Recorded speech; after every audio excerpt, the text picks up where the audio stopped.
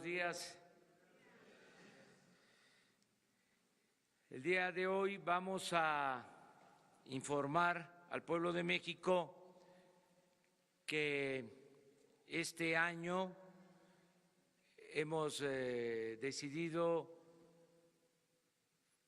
declararlo en homenaje a Emiliano Zapata. El gobierno de la República ha decidido que este año se dedique a recordar la gesta histórica que encabezó Emiliano Zapata Salazar. Toda la papelería del gobierno va a llevar el nombre de Emiliano Zapata y el mejor homenaje, desde luego, que se le va a rendir es que el gobierno surgido del pueblo mediante elecciones democráticas, como no se había visto en mucho tiempo, va a dar respuesta a las demandas de los mexicanos. Sobre todo, va a atender a la gente más humilde, se va a llevar a la práctica el criterio de que por el bien de todos, primero los pobres. Ayer comenzamos con el programa de apoyo a los jóvenes.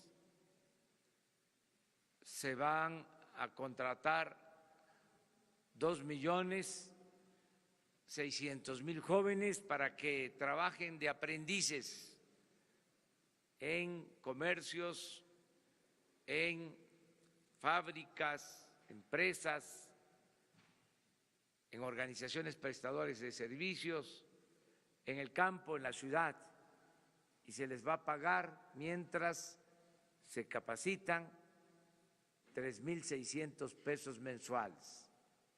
Se autorizó para iniciar este programa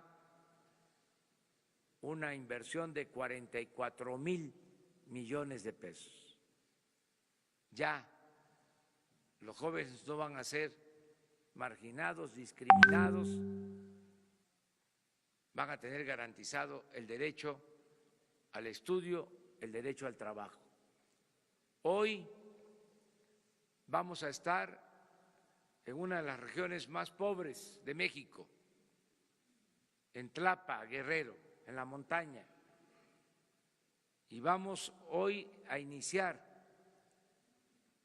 el programa de pensión para personas con discapacidad.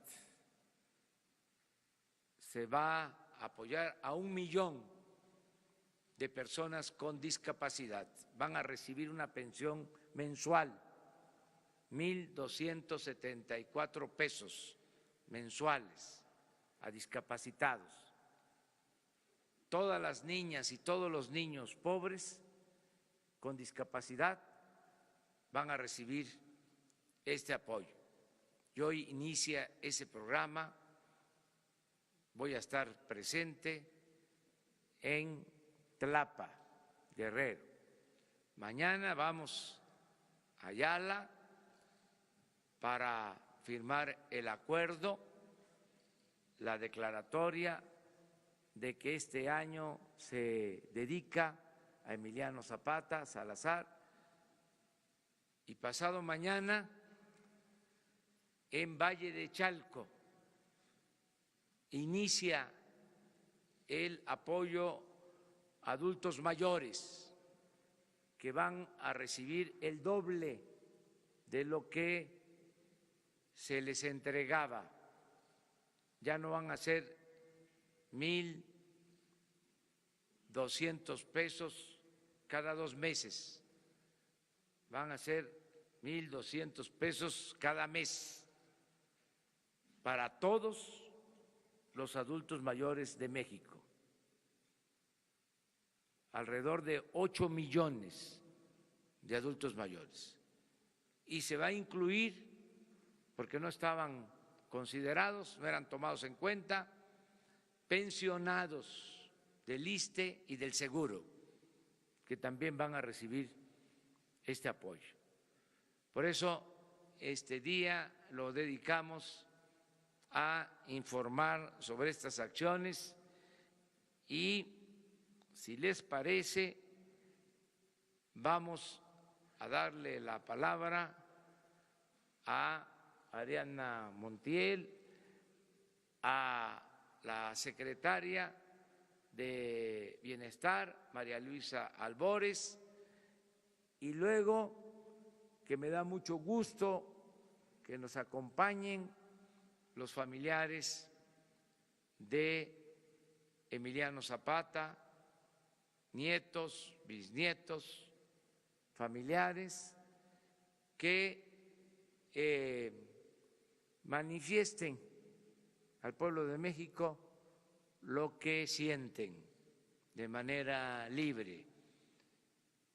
Ya cuando terminemos, entonces se abre, como siempre lo hacemos, la sesión de preguntas y respuestas de los compañeros de los medios de información, mujeres y hombres. Pues vamos a empezar con el programa de la pensión a personas con discapacidad.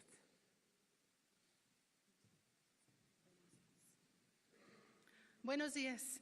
Agradeciendo la presencia de todos ustedes, preparamos un testimonial que nos gustaría ver primero, porque consideramos que enmarca la realidad de las personas con discapacidad, la realidad que viven en México.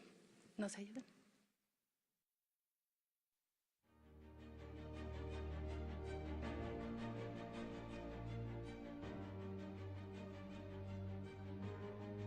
Cuando nació, ingirió líquido amniótico y eso le dañó su cerebro. Detectaron que tiene un derrame cerebral. La discapacidad que tiene Marisol es retraso psicomotor. Por bajo recurso económico, a veces no podemos ir en las citas que nos programan hasta México. Muy difícil, por falta de economía, pues no buscamos los apoyos y simplemente nos dijeron que no. Originario de Cahuatache. Tototepec. Metlapa. Nos da mucho gusto, ¿verdad?, de que el gobierno se esté interesando principalmente en esta zona donde nosotros vivimos. Es una zona realmente olvidada. Que es para nuestro hijo. ¿Por qué? Porque él necesita más que nada este apoyo. Pues yo me siento, la verdad, muy contenta de que la ayuden a mi hija y la ayuden a otras personas que la necesitan. Yo veo muy bien este apoyo que están dando ahorita porque, pues, como dice mi mamá, nunca se les ha dado hacia ninguna persona. Voy a comprar sus medicinas. ¿Por qué? Porque las medicinas son muy caras. Las terapias. Mejorar la salud del pequeño y darle una mejor atención. Gracias a Dios que Él está recordando y está viendo a estos pequeños que son angelitos muy cariñosos y son los niños que necesitan más el apoyo. Pues que lo sigan haciendo. Sé que es difícil atender a todos los niños discapacitados en la montaña. Nunca pensé que fuera posible porque dije, pues el gobierno está enfocado en otros asuntos. Solamente agradecerles el gesto amable que tuvieron para hacer ese censo y ver cuántos discapacitados hay que necesitan de su apoyo. Y gracias a Dios que le digo que ese nuevo gobierno va a apoyar a esas personas, va a apoyar a muchos niños y a muchas niñas. La mayoría, pues, de esta gente está muy olvidada. Si te pusieras en sus zapatos, dudo mucho que aguantarías al menos un día. Me siento muy tranquila con este apoyo que va a recibir Marisol. Sí, estoy contenta. A mí me ha enseñado a valorar a lo mejor mi propia vida, ¿no? De que estamos completos, estamos saludables. Siento que es el reflejo de nosotros. Me gusta mucho pintar, me gusta mucho la secretaria. Y ella aprende un oficio, pues podrá valerse ya por sí sola. Le he rogado a Dios que me diera esta oportunidad por mi niño, porque lo que quiero es que él hable, camine y pueda valerse por sí solo. Pues yo quiero estudiar de doctor y pues para ayudar a la gente así como mi hermana. ¿Estás sabiendo?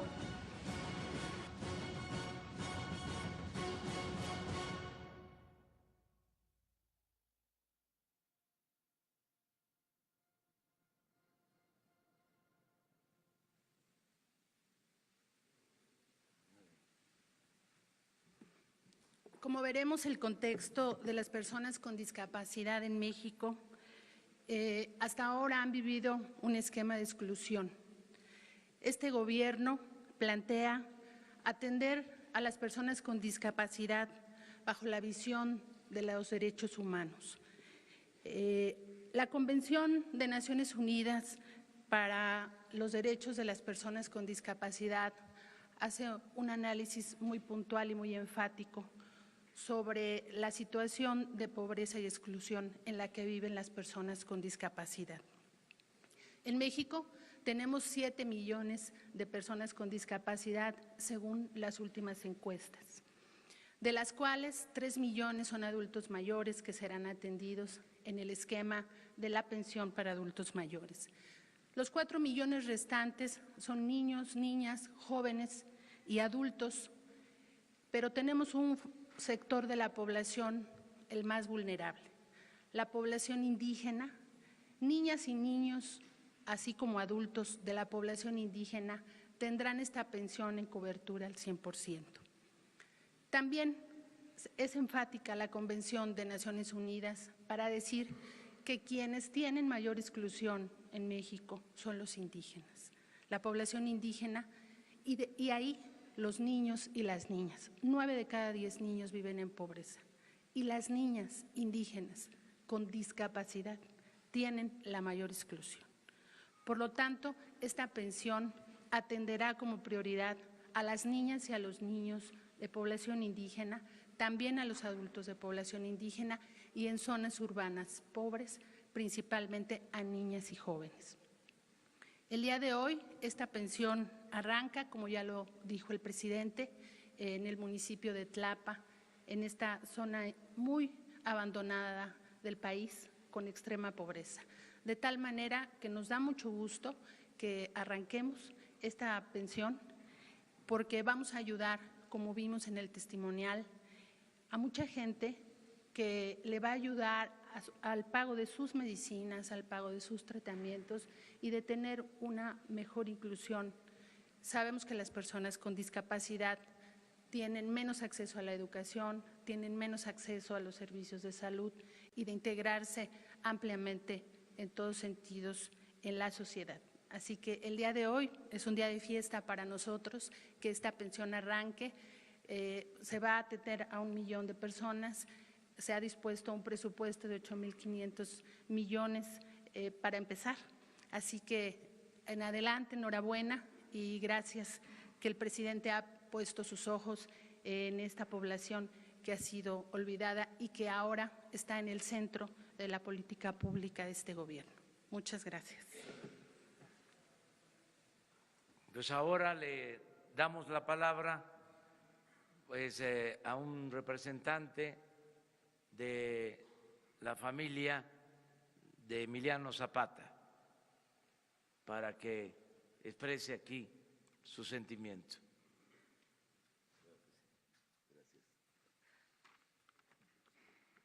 Buenos días a todos. Mi nombre es Jorge Zapata González, orgullosamente nieto de nuestro general Emiliano Zapata Salazar.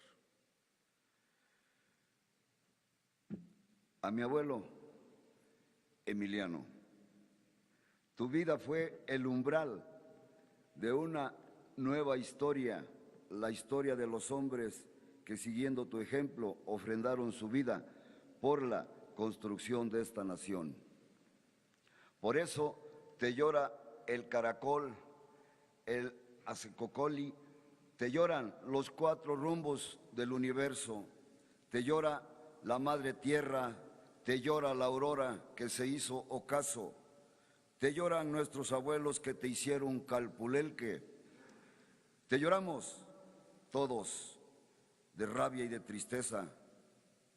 Los hombres y las mujeres libres que mantienen vivo el grito de rebeldía de tierra y libertad. Mi general Emiliano Zapata Salazar, recordamos que el 6 de diciembre de 1914 estuviste en este lugar, en este Palacio Nacional, tomando el poder de manera simbólica. Te recordamos por tu generosidad al rechazo, sentarte en la silla presidencial que te propuso el general Francisco Villa, porque representaba aquello contra lo que luchabas, la pobreza, la injusticia y el abuso de poder. Y le contestaste, gracias mi general Villa, pero yo no me puedo sentar en esa silla porque está embrujada y quien se sienta ahí pierde la razón y pierde el sentido de quien lo trajo aquí.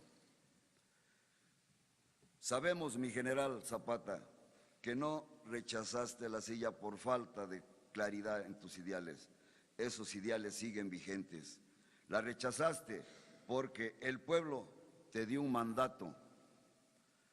Obedeciendo, esa fue tu causa. Tú no necesitabas esa silla. En esa causa, millones de mexicanos estamos comprometidos esperando que esto suceda. Y hoy en este lugar estamos con el hombre que puede representar esos anhelos. La esperanza de las cosas pueden ser diferentes. Tus ideales plasmados en el Plan de Ayala como bandera de la resistencia popular, como aspiración de los pueblos originarios, como legítimo derecho a nuestras tierras, montes y aguas, no se han concretado. Por eso México tiene una deuda pendiente con los indígenas y los campesinos, pero estamos convencidos de que serán reivindicados por este gobierno. Gracias, Andrés Manuel López Obrador, presidente de la República Mexicana. Gracias, presidente, por abrir estas puertas de Palacio Nacional a la causa zapatista. Con esto le hace justicia a un gran héroe de la Revolución Mexicana, que pensaba que otro México era posible. Hoy venimos contigo, Andrés Manuel, a conmemorar el centenario luctuoso del cobarde asesinato del general Emiliano Zapata, ordenado por Venustiano Carranza y ejecutado por el cobarde traidor Jesús Guajardo. Por fin, el pueblo de México y su conciencia crítica ha despertado y vamos juntos con usted a reconstruir México, que nos lo entregan desangrado, desgarrado, con miles de desaparecidos, saqueado por la corrupción a todos los niveles. Un México al que le han querido quitar la esperanza que hoy tenemos. Un México despertó en pie de lucha y junto con usted vamos a lograr, porque la esperanza empieza a brillar con el quinto sol y nos abre nuevos caminos para nuestros hijos. Lo invitamos a que juntos recorramos cada rincón de nuestro querido México. Vamos a gritar de alegría, de felicidad. Nos necesitamos, vamos a convocar a todo el pueblo de México a la unidad en la acción, que los rencores que tenemos todos queden en el olvido de la historia, para que juntos logremos la cuarta transformación. No es un trabajo fácil que pueda desarrollar un solo hombre. Es un trabajo de todos los mexicanos y juntos haremos historia. Hoy, ante la embestida de los enemigos de México, hacemos un llamado a todo el pueblo, a la unidad, a cerrar filas en torno a este nuevo proyecto de nación que quiere terminar con la corrupción, con la miseria, con la pobreza, con los privilegios, con la impunidad. Por eso votamos convencidos de que podía haber un cambio y tengan la plena seguridad que nos vamos a defender y lo vamos a lograr. Nadie nos va a detener. El pueblo de México y los zapatistas estamos con usted. Cuente con nosotros, señor presidente, no está solo. Somos millones de mexicanos en contra de unos cuantos miserables. Reforma, justicia y ley, tierra y libertad, lemas de nuestro general Emiliano Zapata Salazar. ¡Viva mi general Emiliano Zapata Salazar! ¡Viva! ¡Viva Andrés Manuel López Obrador! ¡Viva! ¡Viva México! ¡Viva! ¡Viva México! ¡Viva! ¡Viva México, cabrones!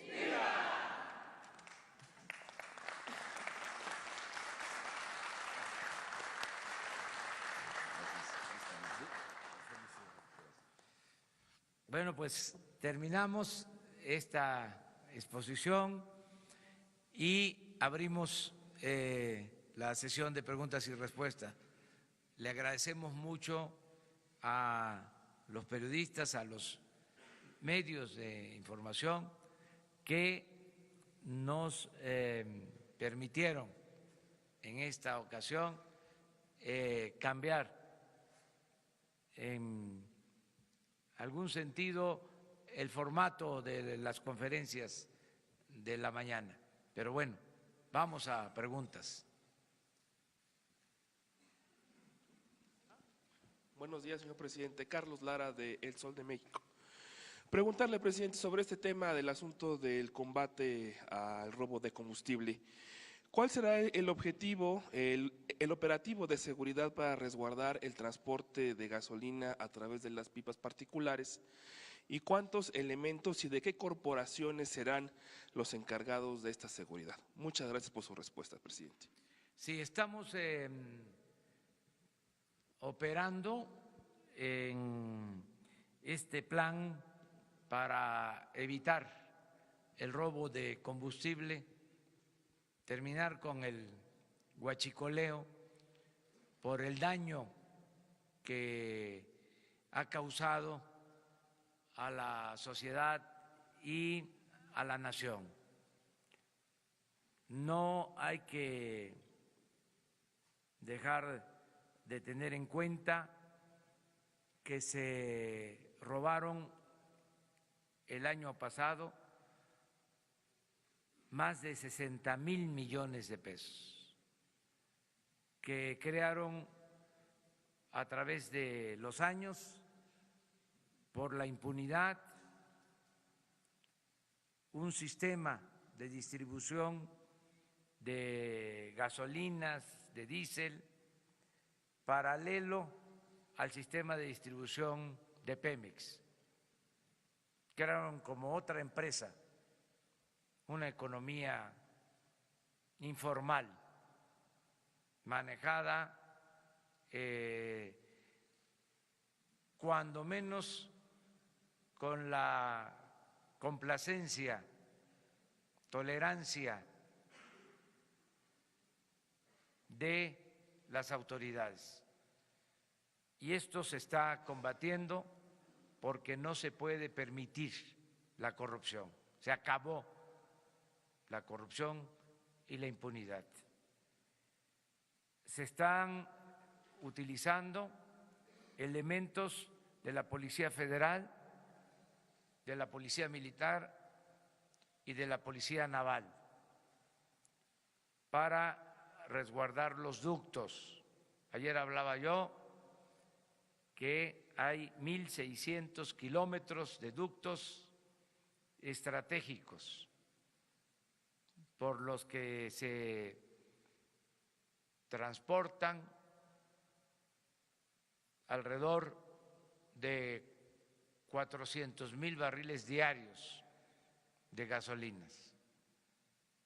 Y esos 6 ductos son los más afectados, son los que tienen redes alternas, son los que ordeñan más y en algunos casos de manera deliberada los rompen, hay sabotaje.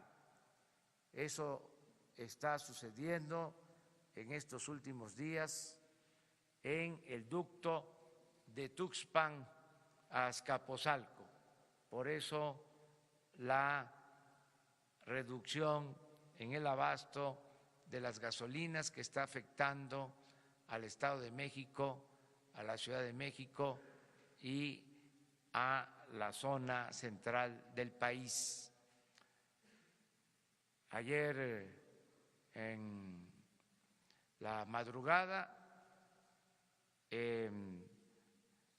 rompieron el ducto, se reparó, estuvo cargado, empacado, funcionando todo el día y a las 11 de la noche lo volvieron a romper. Ya se está de nuevo reparando, me informan que en una hora más se restablece el abasto. Esto es lo que estamos enfrentando.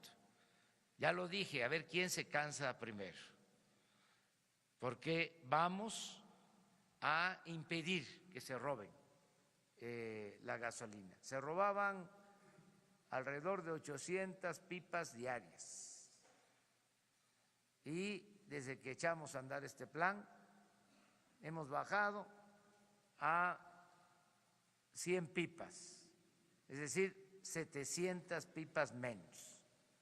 Calculamos que se han ahorrado cerca de 3,000 millones de pesos desde que inició este plan. Desde luego se generan molestias y por eso no voy a dejar de agradecerle a la gente su apoyo, su comprensión, que nos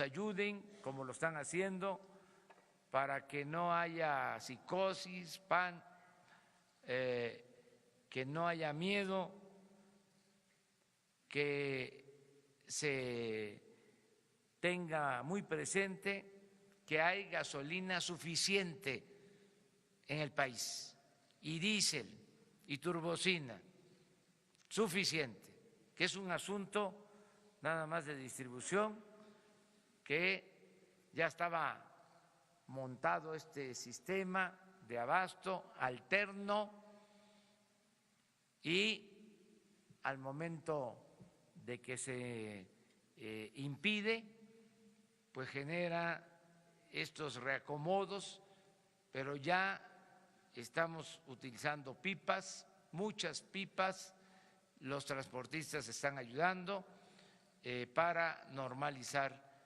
el abasto, con la vigilancia, tanto en ductos como en la transportación de elementos de la Policía Federal, de la Marina y del Ejército. Los elementos que se tienen, presidente. Alrededor de 4,000 elementos, pero desde ayer y hoy, de manera muy especial, empiezan vigilancia en helicópteros de la Fuerza Aérea en todos los ductos y se están creando bases especiales cada determinada distancia y estoy llamando a la gente, al pueblo, a los ciudadanos, a que nos ayuden por donde pasan los ductos, en comunidades, en ejidos, en pueblos, en municipios, que nos ayuden, que nos apoyen, que si en alguna ocasión o por circunstancias se quedaban callados, incluso por las mismas circunstancias de que no había ingresos, de que no había trabajo, participaban en estas actividades ilícitas, ya no hay necesidad de que ningún mexicano se vea obligado a robar, porque va a haber trabajo. Todo el que no tenga empleo va a ser contratado. Por eso hablaba yo del programa de los jóvenes. Y van a haber créditos y apoyos para los mexicanos. Todo lo que se robaban ahora se le va a entregar a los ciudadanos, al pueblo. Por eso no hay ninguna justificación para que se cometan estos ilícitos, el robo de combustible. Antes se decía, es que los de arriba roban, ¿y por qué no vamos nosotros a hacer lo mismo? Pues ya no, ya cambió, ya hay autoridad moral en el gobierno y por eso le pido a la gente que nos ayude para que se vaya normalizando esta situación que se padece en la actualidad en algunas partes del país.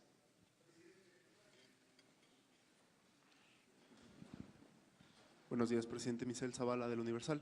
Yo quisiera preguntarle, ayer el Banco de México, el Banjico, dijo que esta estrategia del huachicoleo, contra el huachicoleo, y de cerrar los ductos, va a crear o le va a pegar a las finanzas del país y también va a generar inflación. Pero por otro lado, el Fondo Monetario Internacional ve bien esta estrategia. Yo quería preguntarle cómo ve esta situación por parte del Banjico. ¿Usted cree que sea una estrategia de ellos para presionar al gobierno y que se abran los ductos? ¿O cómo está leyendo esta declaración del gobernador del Banco de México? Y por otro lado también se dio a conocer que el líder sindical, Romero Deschamps, ayer se amparó. No sé si tenga información acerca de esto. Muchas gracias. Miren, hay criterios. Por ejemplo, no sabía que el Banco de México había opinado lo que se está aquí manifestando. Sí sabía que el Fondo Monetario Internacional expresó que con esta medida se iba a fortalecer la economía de México, se iba a fortalecer Pemex. Eso lo considero lógico, porque todo lo que hagamos por combatir la corrupción, que es el principal problema de México, fortalece la economía nacional y fortalece la economía de los mexicanos, y el gobierno distribuye el presupuesto con equidad y con justicia. Pero cada quien tiene su enfoque, su criterio, y nosotros somos respetuosos de la autonomía del Banco de México. Yo lo que estoy observando es de que tenemos gasolina, de que hay este plan para resolver el problema del desabasto. Estoy observando que no aumenten los precios de las gasolinas, afortunadamente no han aumentado, y estoy observando que desde el día que tomé posesión hasta ayer se ha fortalecido el peso. Es decir, no ha habido deterioro en nuestra moneda. Eso es lo que puedo demostrar. Ayer mismo se fortaleció el peso con relación al dólar, se apreció.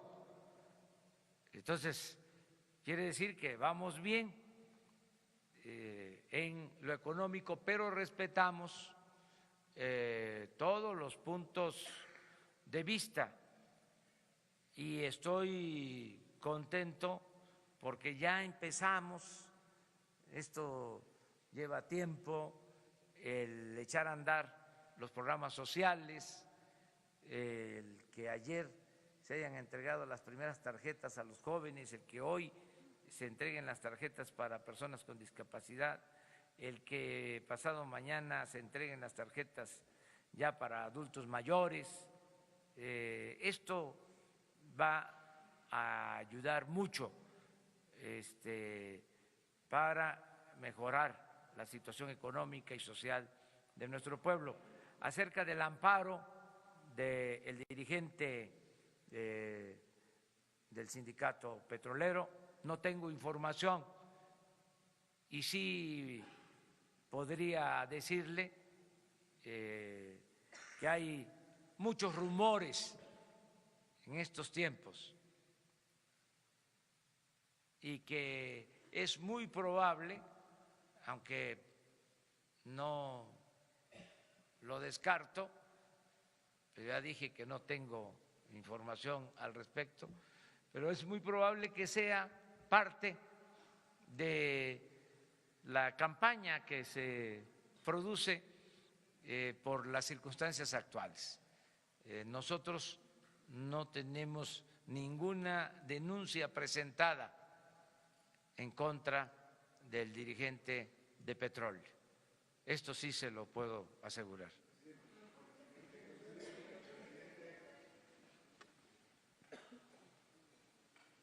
Sí.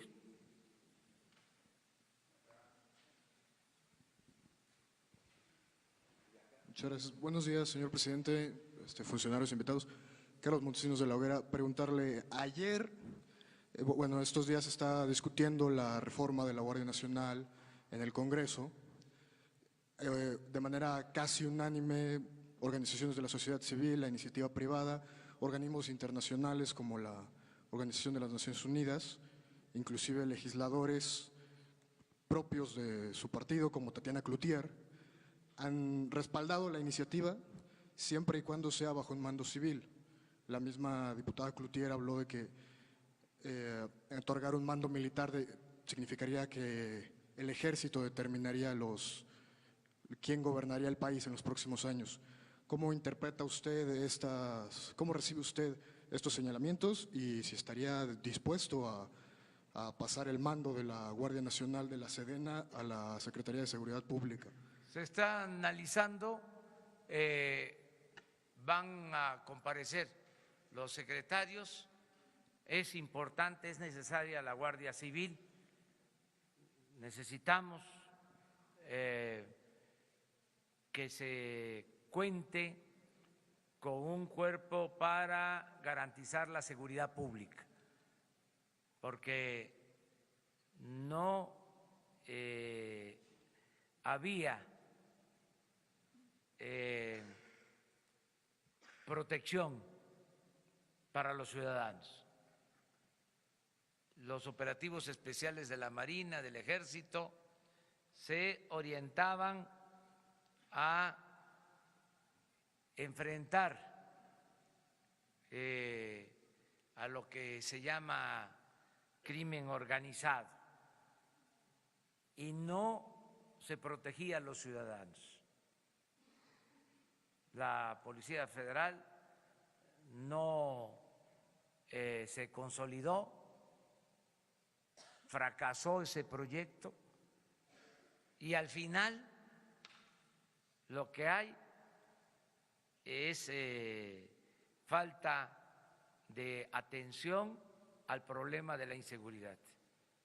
No se protege a los ciudadanos. Por eso la decisión que tomamos, que estoy promoviendo, de crear una Guardia Nacional uniendo a la Policía Militar, a la Policía Naval y a la Policía Federal,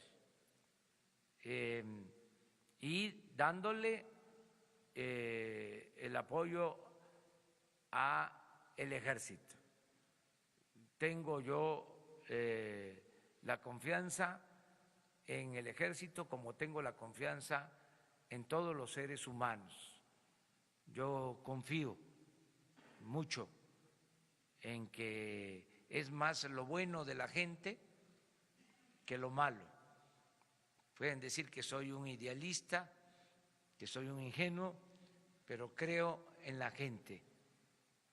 Y hay soldados que son del pueblo.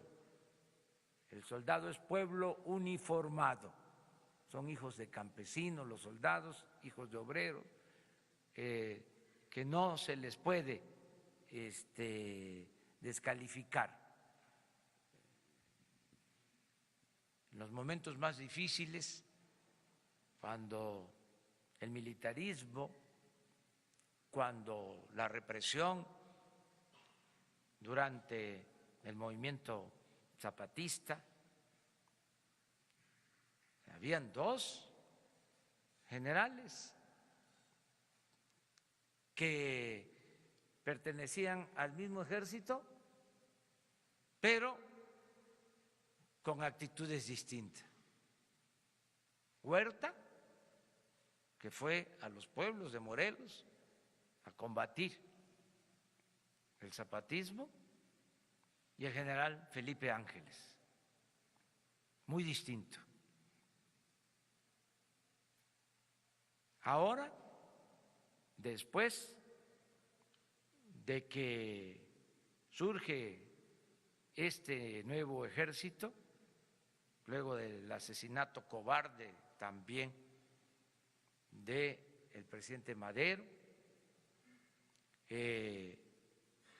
este nuevo ejército se alimenta de la gente del pueblo.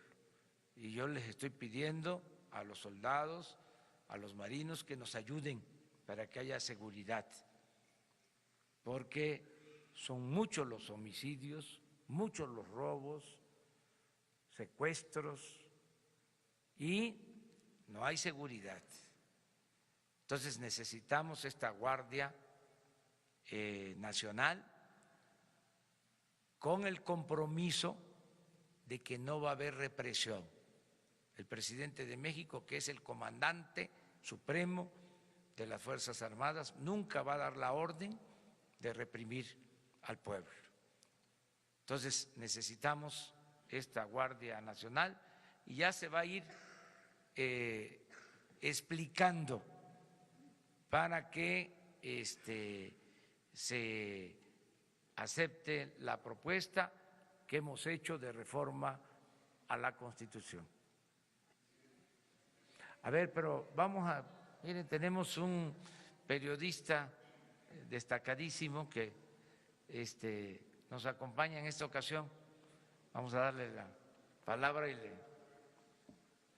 Es la entrevista número 42 que hago con usted, pero es la primera ya como presidente, así que por lo pronto un abrazo, aunque sea a la distancia. Gracias, ya como presidente de la República. Independientemente de la distribución y de las pipas y del día a día, si usted ha establecido el combate al huachicoleo como una de sus prioridades, quiere decir que estamos hablando de un problema obvio de dimensión nacional y un problema también de crimen organizado, que por definición incluye connivencia y complicidad de los gobiernos en turno al más alto nivel. La pregunta es si algún día vamos a conocer a los huachicoleros, pero no a los que pican los ductos, sino a los huachicoleros de a de veras, los huachicoleros de cuello blanco de este país, que tanto han sangrado las venas abiertas recordando lo que decía algún gran pensador del país. Esto por un lado, y por el otro, si su equipo, si su propio gobierno está pendiente de evitar que variables, amenazas de las que se está hablando, como de pérdidas económicas gigantescas, inflación que ya se mencionaba, o incluso pérdidas de empleos, para evitar que este combate tenga efectos negativos para lo que se está buscando, señor presidente. Sí, es, Ricardo, enfrentar este problema, este flagelo que se permitió durante muchos años, y es algo que podría incluirse en el libro Las venas abiertas de Eduardo Galeano, por las dimensiones del saqueo y la tolerancia de parte de las autoridades. Y he dicho que no se va a permitir la corrupción ni la impunidad. Cero corrupción, cero impunidad, y en este caso ya están abiertas investigaciones para sancionar, castigar a los involucrados en el propósito también de aplicar el criterio de limpiar de arriba hacia abajo, porque la corrupción en México se ha dado de arriba para abajo. Y así vamos a barrer el gobierno, como se barren las escaleras, de arriba para abajo, y no vamos a dar ni un paso atrás, ni siquiera para tomar impulso. Vamos a enfrentar esta corrupción porque es una vergüenza, entre otras cosas, que México, en una reciente encuesta realizada en 176 países, a México se le colocó en el lugar 135 en corrupción. Estamos considerados entre los países más corruptos del mundo, por el gobierno, no por el pueblo, porque el pueblo de México es un pueblo honesto. Tan es así que por eso estoy optimista, por eso estoy seguro que vamos a salir adelante, porque no es el pueblo el que practica la deshonestidad, es la llamada clase política y los traficantes de influencia. Es una minoría. Y vamos a purificar la vida pública del país con el apoyo del pueblo, con el apoyo de la gente. No se van a generar como quisieran nuestros adversarios desequilibrios económicos, financieros. Hablaba yo de que ayer se fortaleció el peso y en los días que llevamos, 40 días aproximadamente, se ha apreciado el peso, y ahí están los datos, y se ha mantenido estable la bolsa. Y acabo de ver información de que está considerado México entre los países más seguros para la inversión. Todo esto por la confianza que da el gobierno y por la decisión de no permitir la corrupción, que haya un auténtico Estado de Derecho en el país, porque lo que había era un estado de chueco. Entonces vamos a poner orden y creo yo que las cosas van a mejorar. Le aprecio su respuesta, señor presidente.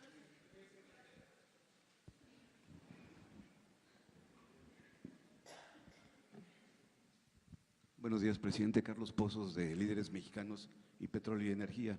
Presidente, la UNEXPO dice que hoy se abren 5 poliductos y que en 72 horas vuelven a sus niveles normales la gasolina en México y se resolvería el problema. Saber si es verdad que esos poliductos se van a abrir a partir de hoy. De igual forma, hay insistencia en que hay 9 buquetanques varados en puertos, y porque no están abiertos esos ductos no se puede descargar la gasolina y lleva mucho tiempo en hacerlo. Mi segunda pregunta sería, señor presidente, ¿recibió usted, hablando de libros, un país en donde, del presidente Enrique Peña Nieto, en donde imperaba la cleptocracia? Y finalmente, señor presidente, saber qué pasó con el avión presidencial. ¿Ya se vendió? Porque sería bueno que usted lo utilizara en defensa o para asegurar su seguridad. Mil gracias. Bueno, la tendencia es a que se va a normalizar el abasto. No quiero decir cuándo, porque no quiero fallarle a la gente. Decirles de que estamos trabajando para normalizar el abasto lo más pronto posible. No va a mantenerse esta situación por mucho tiempo. Tenemos gasolina suficiente. Acerca de los buquetanques, sí están en espera, porque tenemos que estar recibiendo gasolina diariamente de un considerable número de buquetanques. Yo solo recuerdo que desgraciadamente se están comprando 600,000 barriles diarios. Consumimos 800,000 barriles. Producimos 200,000. Se compran 600,000 barriles. Entonces, constantemente están entrando barcos a todas las terminales marítimas.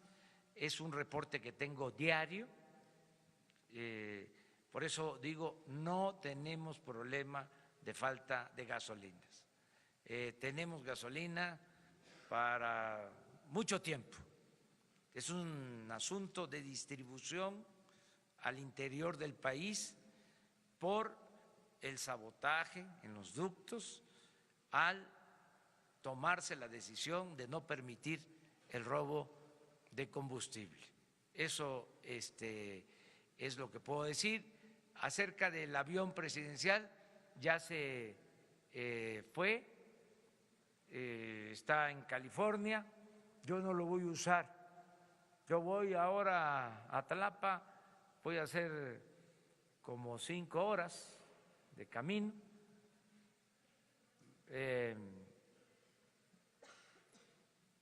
Y vamos en camioneta, a ras de tierra. No voy a usar aviones. Es más, vamos a vender toda la flotilla de aviones y de helicópteros de gobierno. O sea, ya eso se termina. Ayer tuve una reunión con el secretario de Comunicaciones, con el secretario de la Defensa, con el secretario de Marina, con funcionarios de Hacienda, porque están disponibles para venta alrededor de 80 aviones que usaban funcionarios y helicópteros de lujo. Y estamos pensando que va a haber una feria en el aeropuerto de Santa Lucía para exhibir estos aviones y convocar a los compradores del mundo a que los adquieran. Y vamos a obtener un dinero que va a ser para beneficio del pueblo.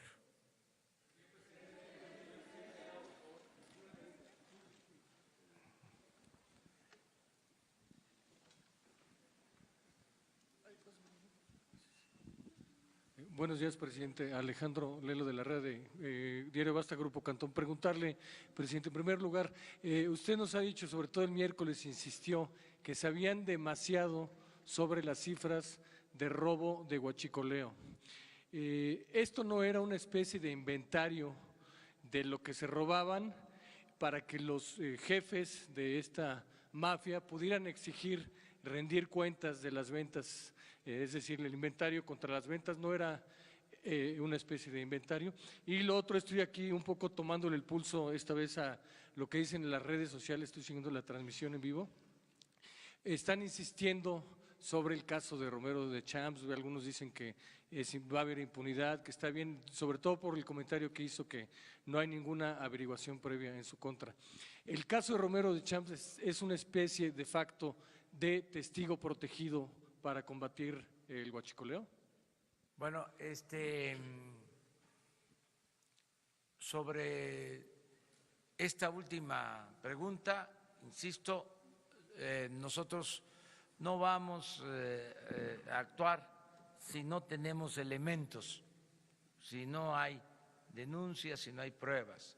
Y por lo que corresponde al gobierno, le puedo decir, no existe una denuncia.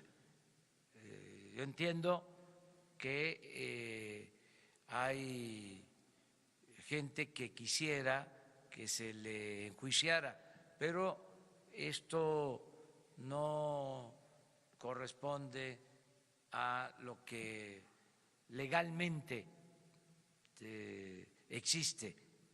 No hay de parte del gobierno una denuncia, no hay pruebas. No significa impunidad, significa decir la verdad para que no haya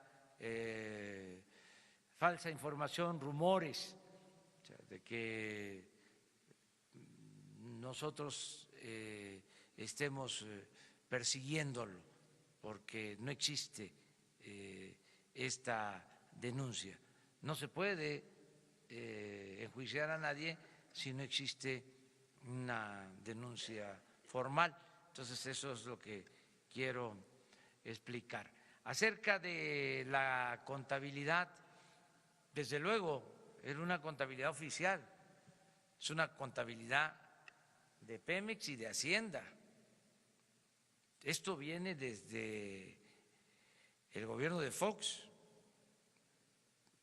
que se robaban alrededor de 10,000 millones en aquel entonces, al año, y fue subiendo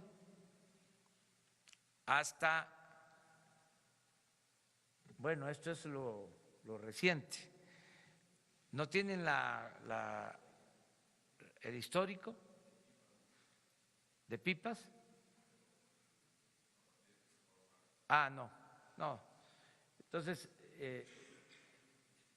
pero se tiene toda la información por año.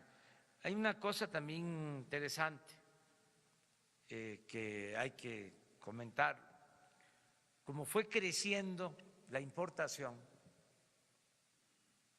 por eso mi condena mayor es al sistema político, económico, neoliberal, porque fueron desmantelando a Pemex y a todas las empresas de la nación. Entonces, hace 20 años no comprábamos gasolina, se producía la gasolina en México. Con el modelo neoliberal empiezan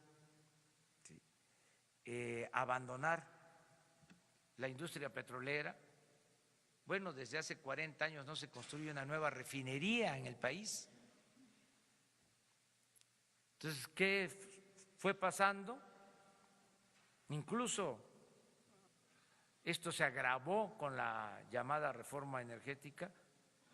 Empezamos a producir menos petróleo y a comprar más gasolina. Entonces, hace 10 años que todavía teníamos más producción de gasolina, que no comprábamos tanto en el extranjero, el robo mayor se hacía en las refinerías, en las instalaciones, no en los ductos. Pero ahora, como es mayor la importación, el robo creció en los ductos. Pero todo esto se tiene documentado y es muy claro que llegamos y empezamos a ver el día con día. Les comentaba que no había información para saber cuántos homicidios diarios se cometían en el país, que era un asunto urgente conocer esto. Tuvimos que crear un sistema. Les puedo decir, por ejemplo, que también me duele, ¿sí?, porque no son números fríos, pero sé que antier asesinaron a 70 mexicanos, que ayer a 75, y sé dónde, y todos los días tengo ya esa información, y cuáles fueron las causas, y en qué estados de la República y en qué municipios hay más violencia, y estamos tomando decisiones. Pero esos datos no se tenían. Era una estadística que se daba a conocer cada mes, pero esto sí. A ver, ponme ahora la gráfica. No, la de las barras.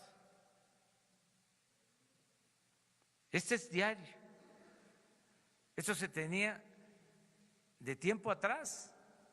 Entonces, imagínense, llego todos los días a la reunión del Gabinete de Seguridad y estoy viendo, y un día veo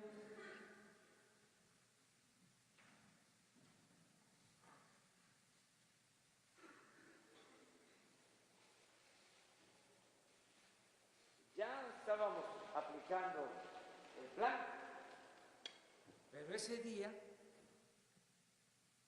se roban 1,100 pipas. No era para esperar, porque entre más tiempo estuviese yo viendo esto, me estaba convirtiendo en cómplice. Y dije, se acabó. Y a partir de ahí tomamos la decisión. ¿Y cuál fue la decisión? ¿Por qué ese día en particular creció tanto el robo? Porque ese día, desde Pemex, desde la oficina central, donde se monitorea cómo se traslada la gasolina por los ductos, y se ve, se puede advertir cómo pierden presión los ductos, en vez de cerrar cuando estaban robándose la gasolina, cuando estaban ordeñando los ductos, mantuvieron abiertos los ductos. Entonces, a partir de ahí se cierran y vamos a abrirlos y cerrarlos, teniendo la vigilancia para evitar el robo. Y empieza el plan.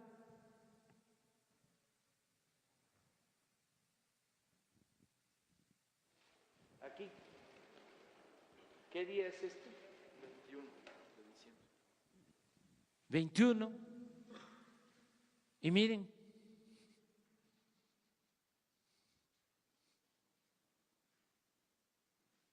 esto fue antier,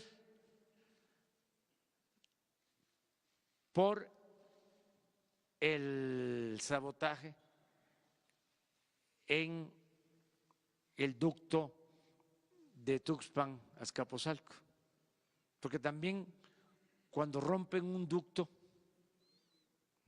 los sensores que se tienen para saber dónde están las fugas dejan de operar, dejan de funcionar.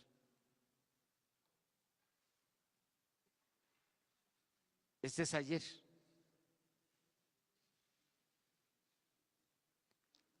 ¿Cuánto significa en dinero? Bueno, como 2.500, 3.000 millones de pesos, menos de lo que se robaba. En pipas, si se robaban 800, este es un promedio de 100, quiere decir 700 pipas menos.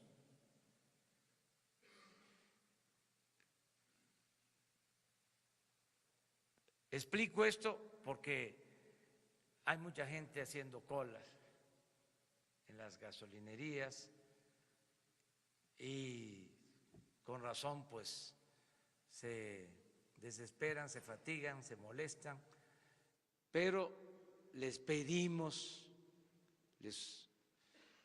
que nos comprendan que tenemos que resolver este asunto entre todos los mexicanos. Terminamos porque ya se nos fue. Ya les decía, voy hasta Tlapa.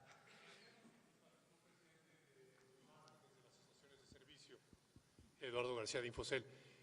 La Comisión Federal de Competencia Económica ha hecho muchos estudios reconociendo que hay grupos, conductas anticompetitivas.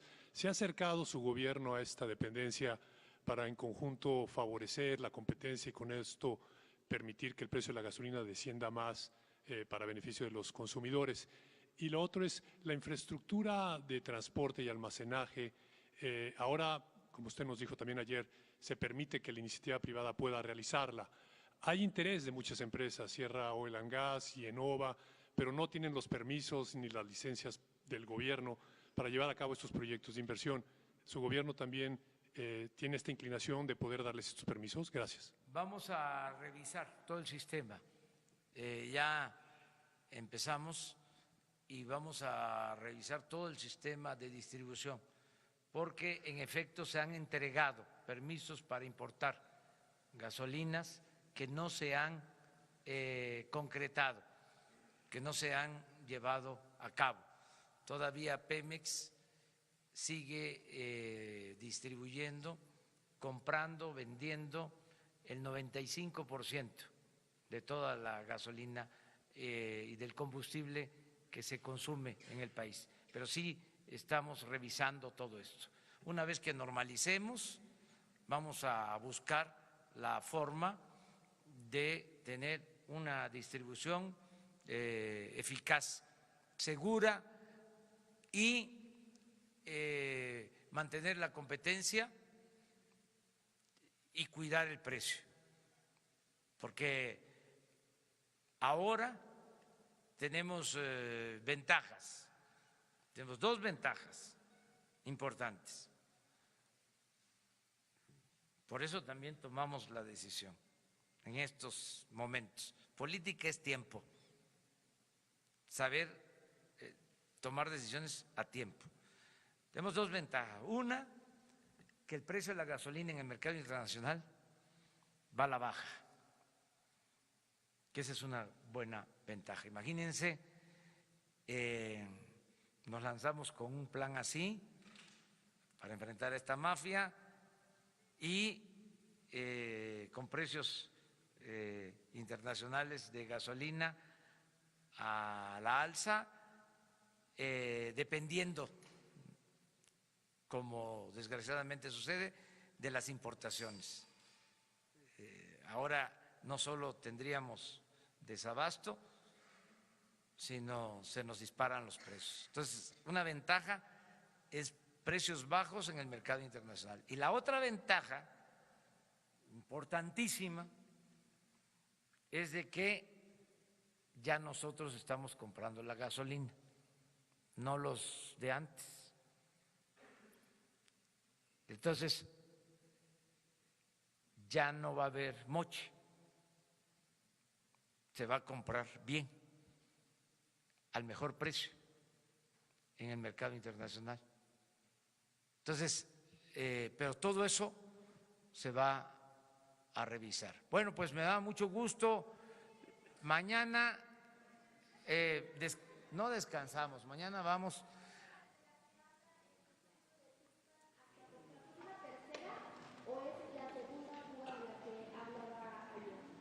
Esta es la tercera.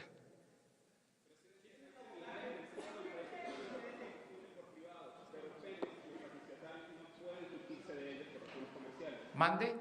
En este momento hay terminales en Jalisco, Guanajuato, San Luis Potosí e Hidalgo que construyeron compañías privadas. Sin embargo, los refrigerios de Pemex no pueden usarse de terceros por razones comerciales. Debido al retraso de suministro, ¿se pudiese permitir que los gasolineros vayan a las industrias privadas para suministrarse en esta coyuntura? Se está pidiendo eso a ellos. Sí. El plan incluye el que si tienen sistemas de transportación se abastezcan de manera directa. Directamente se pudiese, es decir, que pudiesen ir a ExxonMobil o a Kansas City y comprar la gasolina de ellos y saltarse a Pemex. Ya hay permisos otorgados. No se han llevado a cabo por distintas razones, porque no se han ejercido esas concesiones o por falta de permisos, pero es más que nada porque no se han llevado a cabo esas acciones, porque existen las concesiones de importación de gasolinas. Buenos días, presidente. Rocío Jardines de W. Preguntarle su opinión acerca de este grito que lanzó el presidente de Venezuela, Nicolás Maduro, Viva México, en su toma de protesta por el apoyo que pues se dio de parte de México al no otorgar la firma al Grupo de Lima. Nosotros somos respetuosos también, si me de todos permite, los pueblos y de todos los gobiernos del mundo. Ayer también estuvo en la frontera el presidente Donald Trump, dio a conocer su punto de vista. Hoy escribió un mensaje en su Twitter. Nosotros somos respetuosos de lo que están manifestando gobiernos extranjeros. Hace 2 días tuvimos la reunión con embajadores, con cónsules de México en el extranjero y les recordé lo que establece el artículo 89 de la Constitución, el principio de autodeterminación de los pueblos y de no intervención, que busquemos la amistad con todos los gobiernos y todos los pueblos del mundo. Entonces, como está en la Constitución, pero que además así lo creo, porque soy juarista y sé en qué contexto pronunció Juárez la frase célebre de que entre los individuos como entre las naciones el respeto al derecho ajeno es la paz. Muchas gracias. Señor presidente.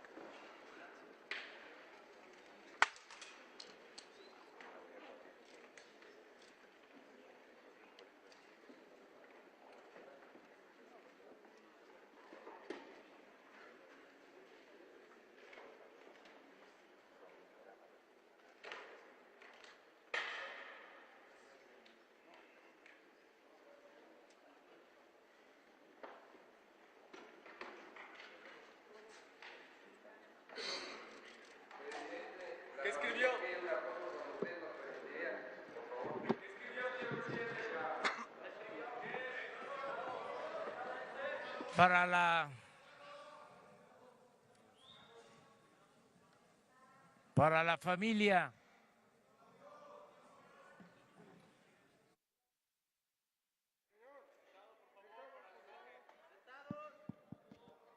familia Zapata Salazar, con todo mi cariño y reconocimiento de siempre al hombre leal y patriota que fue el caudillo del sur, un hombre honrado y de buen corazón, un verdadero héroe nacional.